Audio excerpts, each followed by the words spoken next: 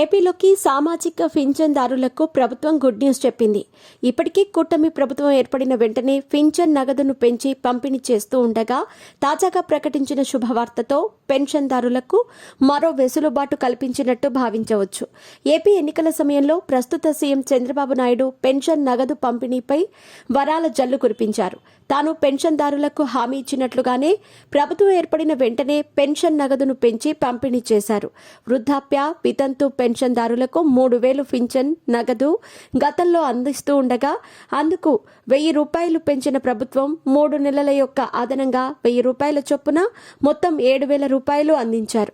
ఇక వికలాంగులకు 3,000 పెన్షన్ నగదు పంపిణీ చేస్తూ ఉండగా వారికి ఏకంగా 6,000 ప్రభుత్వం పంపిణీ చేసింది.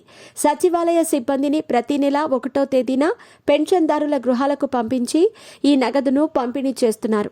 తాజాగా ప్రభుత్వం పెన్షన్దారులకు మరో వెసులుబాటు సైతం కల్పించటం విశేషం. గతంలో పెన్షన్ నగదును 2 నెలల పాటుగా వరుసగా తీసుకొని పింఛన్దారునికి నగదు చెల్లించటంలో ఇబ్బందులుండేవి.